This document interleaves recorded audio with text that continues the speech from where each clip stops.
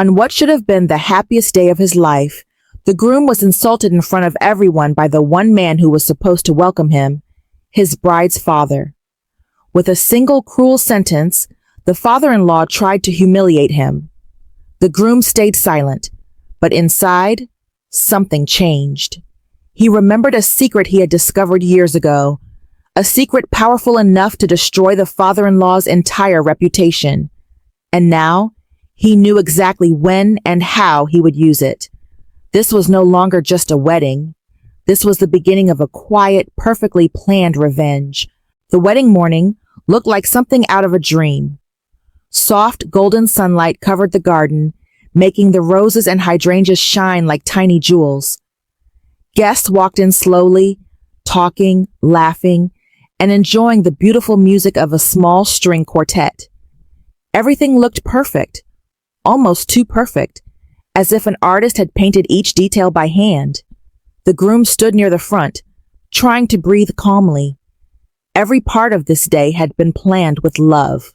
His suit, his polished shoes, the flowers, the decorations. He had spent months preparing, not to impress anyone, but to make the day unforgettable for the woman he loved. Today was supposed to be the beginning of their new life together. And then he saw her. His bride appeared at the end of the aisle, walking through the trail of white petals that decorated the ground. Her veil floated behind her like a soft cloud, and for a moment, the groom felt his heart stop. She smiled at him, that beautiful smile that had captured his heart from the first day they met. In that instant, everything else disappeared. There were no guests, no music, no nerves, just the two of them. But under that perfect moment, something darker was hidden. A storm had been waiting silently, a storm created by one man's pride and ego, her father. The father-in-law was wealthy, respected, and very proud of his social status. And from the beginning, he had never believed the groom was good enough for his daughter. Months ago, the groom overheard him whisper, "He's not good enough." The words had hurt, but he had stayed quiet, choosing peace over conflict. But today, that peace would be broken. The moment came during the wedding toasts. The father-in-law stood up holding his champagne glass. His voice at first sounded normal, polite advice, fake compliments, and the usual talk about family. The groom listened respectfully, trying to appreciate the moment. Then the father-in-law leaned forward with a small, cruel smile and said loudly enough for the bride and groom to hear, "You're an idiot." The words sliced through the air like a knife. For a moment, the entire garden froze.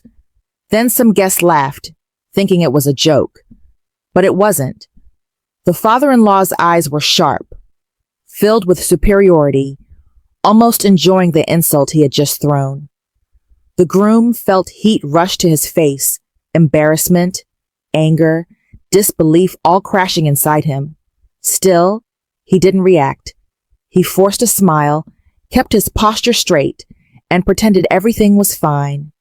Inside, however, a storm was rising. He looked at his bride. Her hand tightened around his. Her eyes were full of shock and confusion. She looked at him as if silently asking, "Are you going to let this go?" And still, he stayed calm. He leaned toward her and whispered something gentle only she could hear. She relaxed a little, but he could feel her heart breaking for him. He knew that reacting in anger would only make things worse. That's exactly what the father-in-law wanted, to make him look weak, emotional, and foolish in front of everyone. So the groom chose silence, but that silence was not weakness. It was the moment everything changed. The insult planted something deep inside him. Not hatred, but determination. A promise that one day the father-in-law would understand exactly who he had tried to humiliate. The rest of the wedding passed in a blur of smiles, photos, and laughter. But inside, the groom was taking notes. Every rude smile, every arrogant comment, every disrespectful glance, he remembered them all. And by the time the sun set that evening, he knew one thing with complete certainty. Revenge was coming, and it would be quiet, precise, and unforgettable. After the wedding, the world around them slowly returned to normal, but the groom's mind did not. The insult replayed in his head again and again, the cruel laughter, the shock on his bride's face, and the smug expression of her father. It stayed with him like a thorn under the skin, sharp and impossible to ignore. He tried to focus on his new life. He worked, spent time with his wife, planned their future, and tried to pretend the humiliation didn't bother him. He told himself that the wedding day was too important to ruin with bitterness, but deep down, the wound was still open. Every time he remembered the father-in-law's words, "You're an idiot," something inside him tightened, a reminder that the disrespect had not been accidental. It had been deliberate, public, hurtful. Then one night, as he and his bride were sitting together in their bedroom, talking softly about their day, the conversation drifted toward her family. For the first time since the wedding, she mentioned her father. Her voice was gentle, hesitant, almost apologetic. "I know he crossed a line," she whispered. "I'm sorry." The groom looked at her, seeing sadness in her eyes. He held her hand, offering comfort, not blame. "It's not your fault," he said quietly. But inside, something shifted. That night, after she fell asleep, he sat alone in the dim light of their room, thinking. He didn't want physical revenge. He didn't want to shout or fight or embarrass anyone. Those things would fade quickly and solve nothing. He wanted something deeper. Clarity, justice, truth. And he knew exactly where that truth lived. Years ago, long before the wedding, he had helped his bride with a family history project. While searching through old boxes of letters, documents, and financial papers, he had discovered something he was never meant to see. A secret that had been buried for decades. A secret that proved the father-in-law was not the respectable, perfect man he pretended to be. A secret that could tear apart the image he had built so proudly.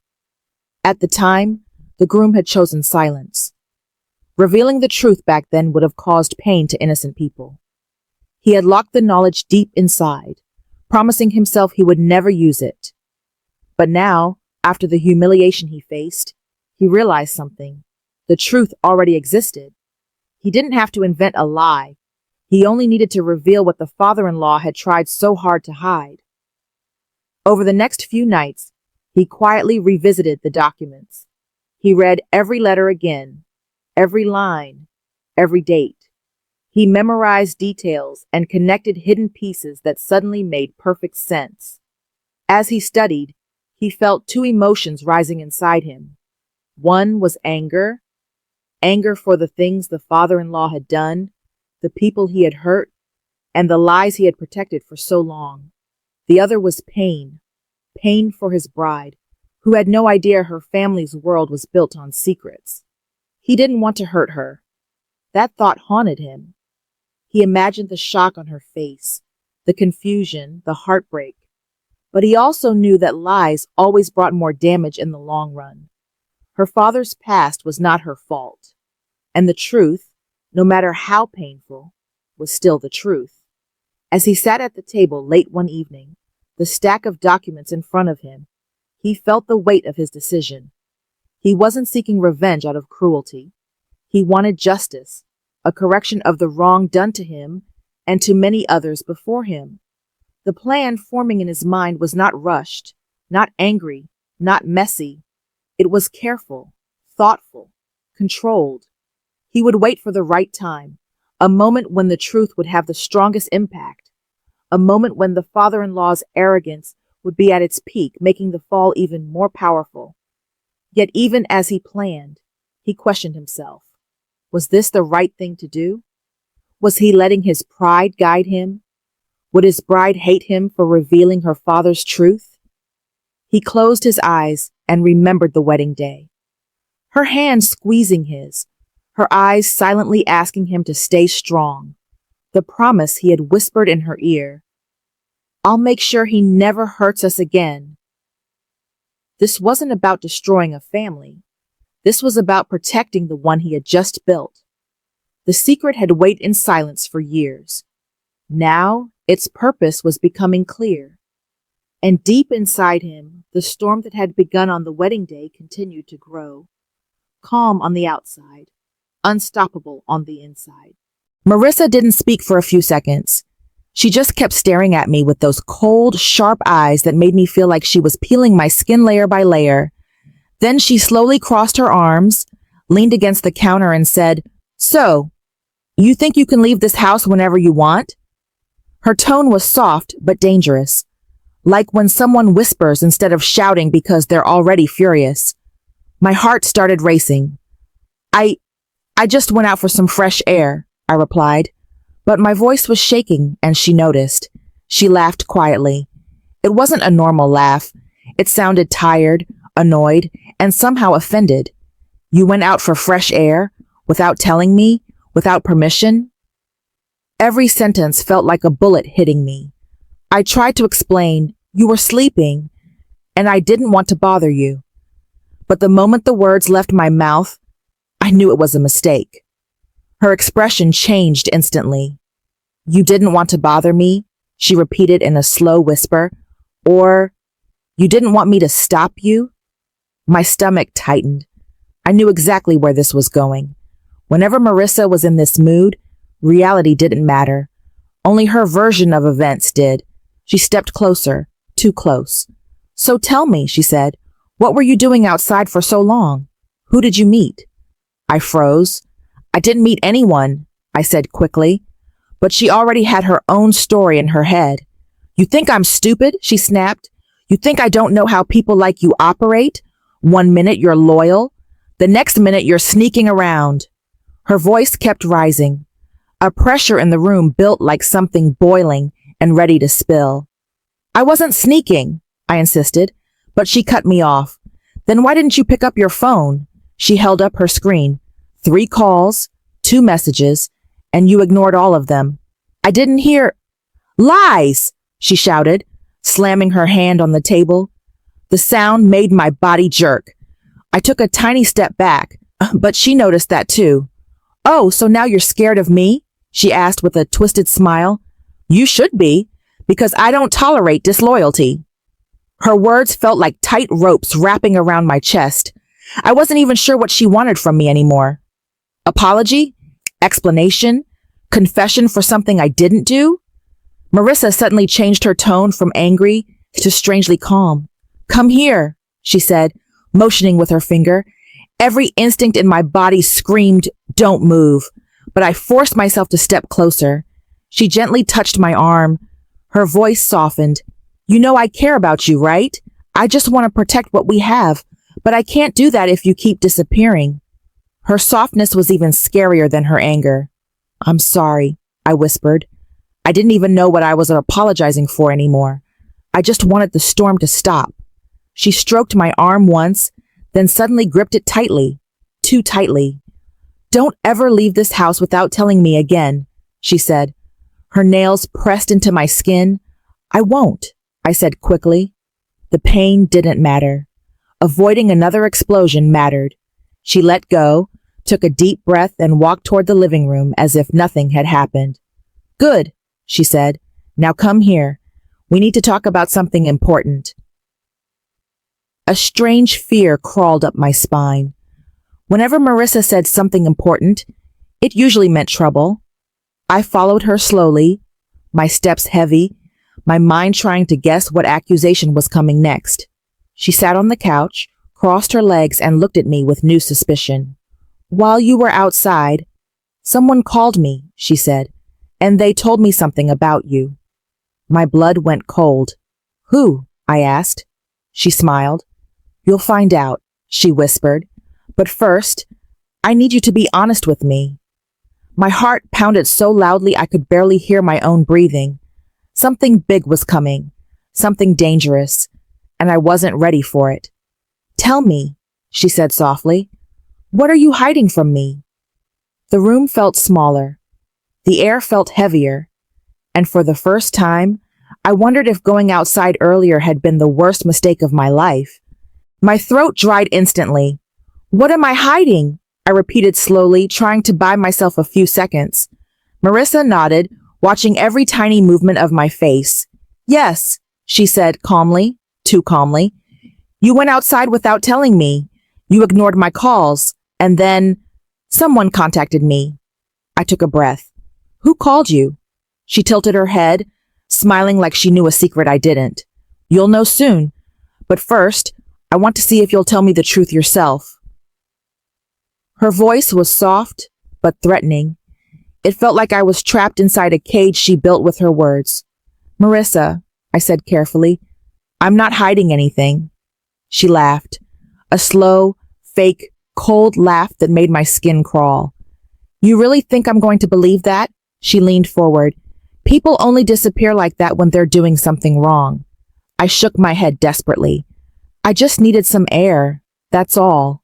She narrowed her eyes. You know what I think? She whispered.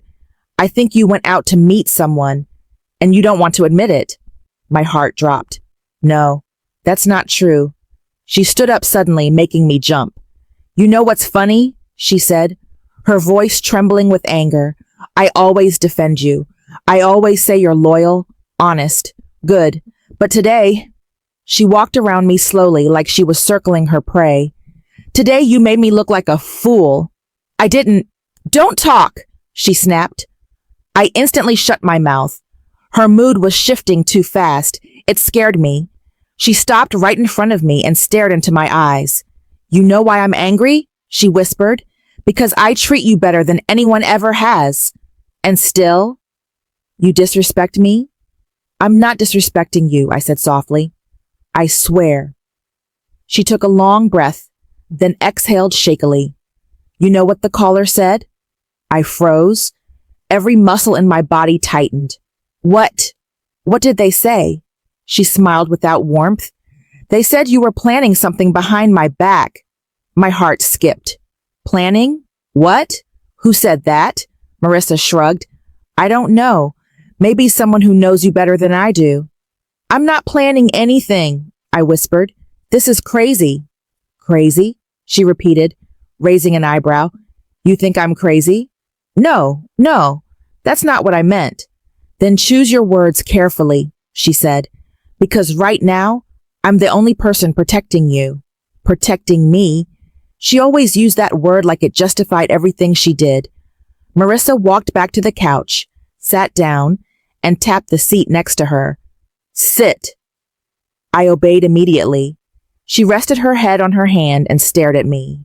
Look at me, she said softly. I did. Do you love me? The question hit me like a punch, not because of the words, but because of the dangerous expectation behind them. Yes, I said quietly. I didn't know if it was true anymore, but I knew it was the safest answer. She smiled slightly. Then why does it feel like you're slipping away from me? I'm not, I said. I promise. Promises mean nothing, she muttered. Actions matter. Her gaze sharpened again. That's why I asked you earlier. What are you hiding? I'm not hiding anything, I repeated. Then swear on my name. I blinked. What? Swear on my name, she repeated firmly. Say, I swear on Marissa. I'm not hiding anything. My stomach twisted. She knew exactly what she was doing. She loved forcing loyalty tests. I swallowed hard. I swear on Marissa, I'm not hiding anything. She studied my face for a long moment. Too long. Then she leaned back slowly. Okay, she said quietly. I believe you. A small wave of relief washed through me, but only for a second, because she continued, but I still don't trust you. My chest tightened again. What does that mean? She smiled softly, like the question amused her. It means, she whispered, from today, things are going to change between us. I felt the air leave my lungs. Change? How? She didn't answer immediately. She just looked at me with cold, calculating eyes. Then she said, You'll see. A chill ran through my entire body. Whatever she had planned, it wasn't going to be good. And deep inside, I knew the truth. This was only the beginning. For the rest of the day, Marissa barely spoke to me. But the silence wasn't peaceful. It felt like a storm building slowly in the sky, waiting for the perfect moment to strike. Every time I walked into a room, she watched me, not lovingly, not curiously, but like she was studying me, searching for cracks, lies, mistakes. I tried to stay busy, cleaning the kitchen, folding laundry, anything to avoid another argument. But even then, I could feel her eyes on my back. It was almost evening when she finally spoke again. "Come here," she said from the living room. Her voice was calm, too calm. I walked over slowly and sat across from her. She didn't look angry anymore. In fact, she looked collected, and that scared me more than her shouting. "I've been thinking," she said, leaning back. "You say you're not hiding anything. You say you're loyal. You say you love me." I nodded, not trusting my voice. "But words are cheap." She tapped her finger on the table. "So I've decided something." My stomach tightened. "What did you decide?" She smiled faintly. "We're going to remove all doubts between us. From now on, I'll know everything you do." I frowned, confused. "What do you mean?" She stood up, walked to her drawer, and pulled out a small black box. She placed it on the table in front of me. "Open it," she said. My fingers trembled as I lifted the lid. Inside was a tiny tracking device. My heart dropped. "Marissa, what is this?" "Security," she said simply. "For us." "For us?"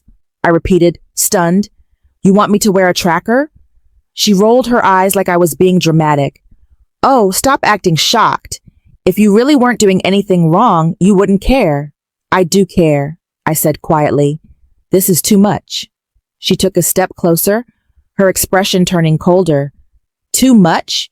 You think protecting this relationship is too much?" "That's not what I—" "Then don't argue." Her voice sharpened. "You want to prove you're honest, right? You want to show you're loyal? Then wear it." I felt trapped again. Every direction was a wall. "Marissa, this is controlling," I whispered. She froze. The room went silent. Slowly, she turned her head toward me. "What did you say?" I swallowed hard. "Nothing. I just meant—" "No," she said, walking back toward me. "You said I'm controlling." Her voice was dangerously calm. "I didn't mean it like that," I said quickly. "It just surprised me." She stared at me for several long seconds. Then she picked up the tracking device and placed it in my hand. "You'll wear it," she said softly, "because if you don't, I'll know exactly what that means." My chest tightened painfully. "What does that mean?" "That you're hiding something," she said, "and if you're hiding something, then you're betraying me." Her logic was twisted, but in that moment, I knew arguing would only make things worse. "Okay," I whispered. "I'll wear it." Instantly, her expression brightened, like a switch had been flipped. "See," she said cheerfully, "that wasn't so hard." She walked back to the couch and sat down, satisfied. But inside me, something cracked. A tiny part of me broke quietly, knowing I had just given up yet another piece of my freedom. Marissa patted the seat next to her. "Come here." I sat down, feeling numb. She leaned against me, resting her head on my shoulder. "You know," she said softly, "I'm only doing this because I care." I didn't answer, because we both knew that wasn't the reason. It was never about care. It was about control. She slowly ran her fingers down my arm. "You're mine," she whispered, "and I'm not going to let anyone take you away." A chill ran through me. For the first time, the house didn't feel like home anymore. It felt like a trap.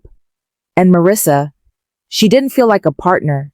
She felt like a prison guard. Her next words confirmed it.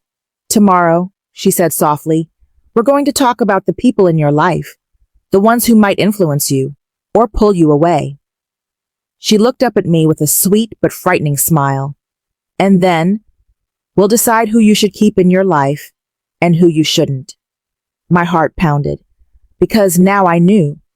Marissa wasn't just suspicious. She was planning to take control of everything, my friends, my family, my world, and this time I didn't know if I could stop her. I barely slept that night. Every time I closed my eyes, I imagined Marissa watching me, judging my breathing, studying every move I made. The tracking device sat on the nightstand beside me like a tiny metal reminder that my freedom was disappearing piece by piece. At some point in the early morning, I finally drifted off. When I woke up, Marissa was already sitting at the edge of the bed, staring at me. My heart jumped.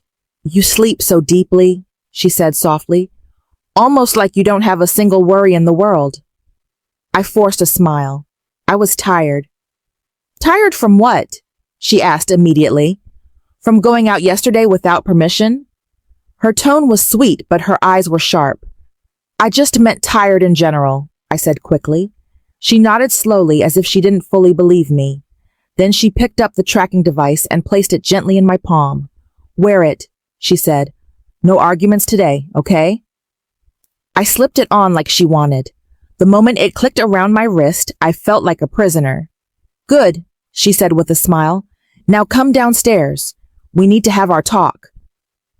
Those words, "our talk," sent a cold wave through my chest. When I entered the living room, Marissa had a notebook open and a pen in her hand. She looked like she was preparing for a meeting, not a conversation with her partner. "Sit," she said. I sat. "Let's begin," she continued. "Tell me the names of people in your life who matter to you." I blinked. "Why?" "So I can decide who's healthy for you and who isn't." An uneasy feeling twisted in my stomach. "Marissa, you can't decide who I keep in my life." She raised an eyebrow. "Can't I? I'm the only one who truly understands you. I'm the only one who actually cares enough to protect you." "This isn't protection," I said quietly. "This is control." Her hand froze. Her expression hardened. "What did you say?" I immediately regretted speaking the truth. "I didn't mean it like that." "Oh, you meant it exactly like that," she snapped. "You think I'm some monster trying to trap you, don't you?" "No," I said quickly. "I just, want balance." "Balance," she repeated, laughing bitterly. "You disappear without telling me, ignore my calls, lie straight to my face, and now you want balance?" "I didn't lie." She stood up suddenly, knocking the notebook off her lap. "Stop lying to me." The shout echoed through the room. My pulse raced. She took a deep breath, pushing her hair back. When she spoke again, her voice was steady but tinted with rage. "You know what? It's fine. If you won't tell me, I'll find out myself." "Marissa." "No," she said sharply. "I'm done trusting your words. Now I will trust actions and the device on your wrist." My stomach sank. She sat down again and picked up the notebook, flipping to an empty page. "Let's start with the basics," she said. "Your friends. Who do you talk to the most?" I hesitated. She saw it. "You paused," she whispered. "Why did you pause?" "I'm just thinking," I said, feeling my chest tighten. "Thinking?" She nodded. "Thinking about which friend you want to hide from me?" "No." "Tell me," she repeated quietly. "Who is more important to you than me?" "No one," I said quickly. "You're the most important person in my life." She leaned forward, eyes burning with intensity. "Then prove it. Cut off everyone who fills your mind with doubt. Everyone who might tell you I'm bad for you. Everyone who could take you away." My throat tightened. "I can't just cut people out of my life because you say so," I whispered. She stared at me for a long time. "Too long." "Then you don't love me enough," she said softly. The sentence stabbed me. But before I could respond, she continued. "You know what the real problem is?" She stood up, pacing. "You're too easily influenced. People say one little thing to you, and suddenly you question me. You doubt me." "That's not true." "It is true," she snapped, "and I'm not going to let anyone poison you against me." Her voice dropped low and cold. "If someone tries to pull you away, I will remove them myself." A shiver ran down my spine. "What does that mean?" I whispered. She smiled. Not a happy smile, a dangerous one. "It means," she said slowly, "I know exactly who called me yesterday, and I know exactly what they told me." My breath caught in my throat. She stepped closer. And today, she whispered, I'm going to confront that person. Myself. I felt sick. Marissa, who called you? I asked. She leaned close to my ear. You'll find out soon, she said softly. But trust me, you're not going to like it. My heart dropped as soon as Marissa whispered those words. Everything inside me tightened.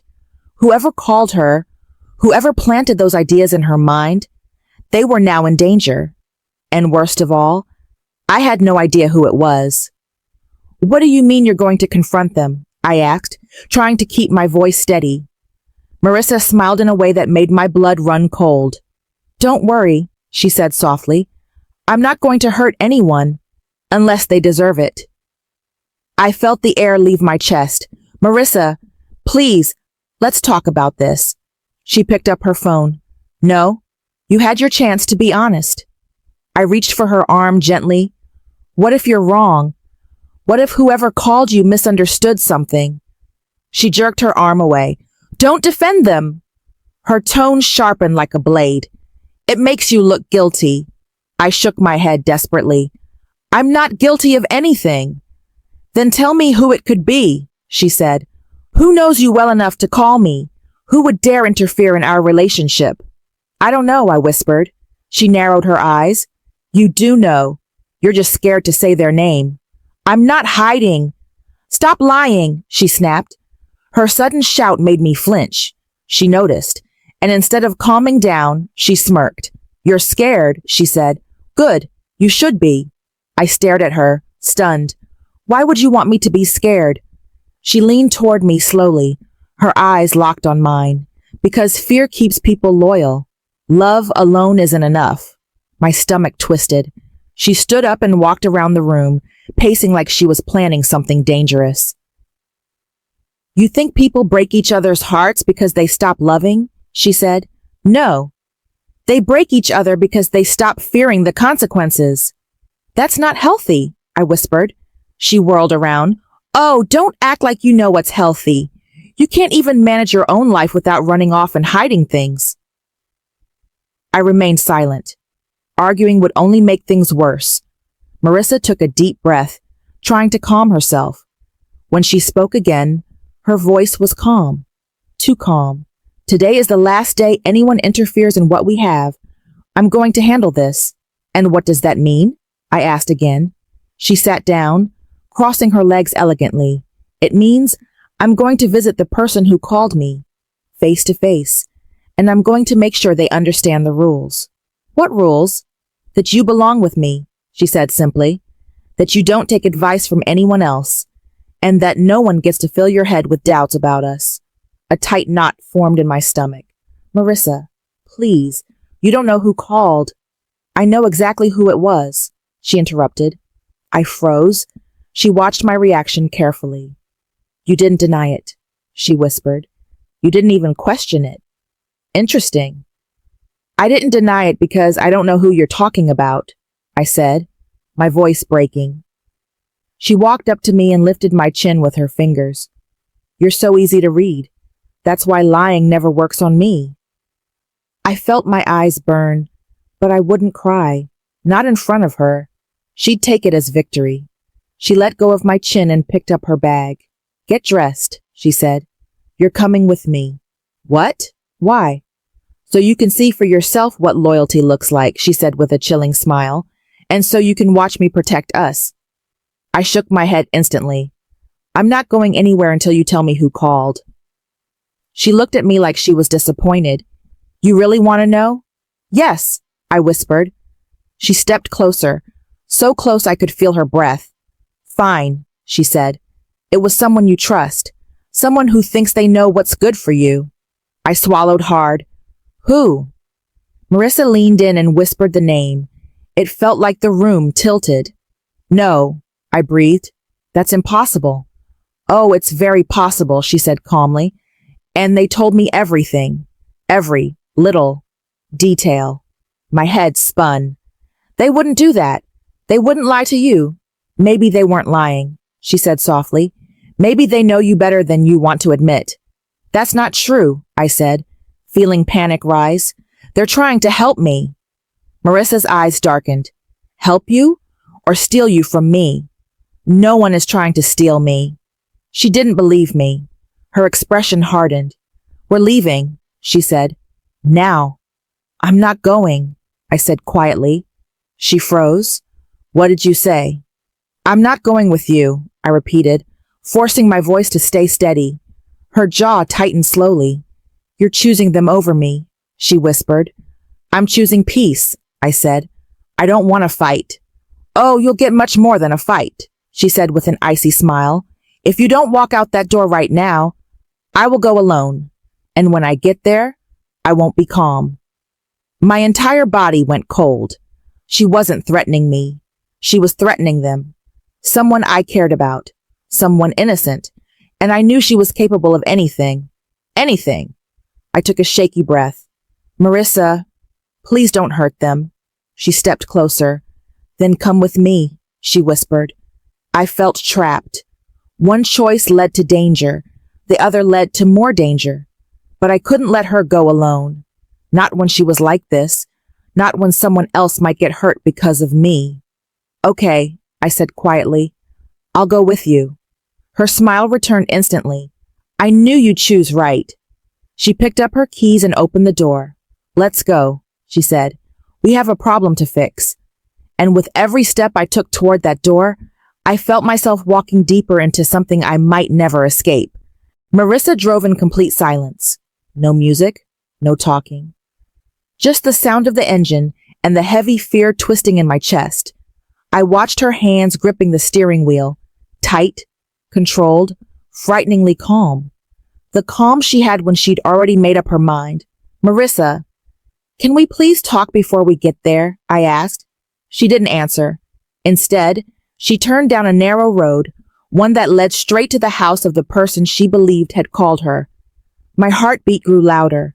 When she finally spoke, her voice was quiet but sharp. You know, people think love is soft, she said, but real love is sharp. It protects. It cuts away anything that tries to interfere. That isn't love, I said. That's fear. She smiled slightly. You're learning. I swallowed the lump in my throat and stared out the window, praying for something, anything, that would stop her. But nothing came. We pulled into the driveway. She turned off the engine and looked at me. You're going to stay quiet, she said. And you're going to let me talk. No, I whispered. I won't let you threaten someone I care about. Her eyes snapped toward me, full of warning. You think you can let me do anything? She asked softly. I don't need your permission. A cold chill ran through me. She stepped out of the car. I hesitated, then followed, because if I didn't, she'd walk to that door alone, and I couldn't risk that. My legs felt like they were made of stone. The door opened before she even knocked. There they were, the one person I trusted the most, the person whose name she had whispered earlier, the one who had called her out of worry, not malice. Their eyes widened when they saw us. Hey, what's going on? They asked. Before I could speak, Marissa stepped forward. You called me, she said. About him. They looked confused and scared. Yes, I did, but only because... She raised a hand, cutting them off. No explanations. You crossed a line. I quickly stood between them. Marissa, stop. They weren't trying to hurt you. Oh? She said, tilting her head. So telling me he's not safe? That he's losing himself? That I'm controlling him? That was supposed to help me? Or help you? They were trying to help me, I said. Not steal me from you. Marissa laughed. A soft, cold laugh. That's what you think now. But people like this. They want to break what we have. That's not true, I said. But I could feel her slipping into a rage she thought she had hidden. They filled your mind with doubts, she continued, stepping even closer. They made you question me. They made you think I was the villain. Marissa, my friend said, voice shaky, we were worried. That's all. We care about him. And I care about him more, Marissa replied calmly, which is why I won't let you interfere again. Marissa, don't, I warned, but her eyes were locked on them. like a predator deciding whether to strike. My friend stepped back slightly, breathing fast. Listen, they said quietly, we don't want any trouble. Marissa smiled. I'm not here for trouble. I'm here for clarity. She reached into her bag. My stomach dropped. Marissa, no, I said, grabbing her arm. She froze, shocked that I had touched her with the force. The moment stretched, heavy and dangerous. Slowly, she looked at my hand gripping her arm, then at my face. You're choosing them again, she whispered. No, I said quickly. I'm choosing safety. For everyone. Let go, she said. I won't, I whispered. Something changed in her eyes, a small crack in that icy control. You would embarrass me like this, she said softly, in front of someone who wants to destroy us. They aren't destroying anything, I said. You're doing that by letting your fear control you. She blinked. For the first time, she looked lost. You're scared of losing me, I said, but hurting people won't keep me with you. She stared at the ground. Her chest rose and fell quickly. Then she whispered, I thought if I lost control, I'd lose you. I took a slow breath.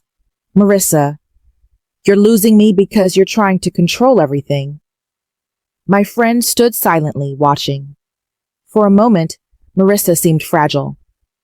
Like the anger had cracked open something deeper. Tell me what to do, she whispered. What do I do so you don't leave? I gently took her hands. Let me breathe. Let me be myself. Stop fighting everyone you think is dangerous. She nodded slowly, tears gathering in her eyes. I don't want to be the bad one, she said. Then stop acting like you're at war, I said gently. Let people care about me. Let people care about us. She looked up at me, and for the first time since this nightmare began, her face softened. I'm sorry, she whispered. I squeezed her hands. I know. She turned to my friend. I misunderstood, she said quietly. I overreact sometimes. My friend nodded slowly. It's okay. Let's all just calm down. And just like that, the storm began to fade. Marissa stepped back, breathing deeply, grounding herself. Her anger was gone, replaced by exhaustion. We'll go, she said softly. I need to think. As we walked back to the car, she whispered, Thank you for stopping me. I nodded. But Marissa, this can't happen again. It won't, she said, I promise. And for the first time, I believed she might actually mean it. The road back home felt lighter. The silence wasn't dangerous anymore, just quiet, peaceful, healing. I looked at her and she looked at me. No threats, no anger, just two people trying to rebuild something shaken. And for the first time in a long time, I felt hope.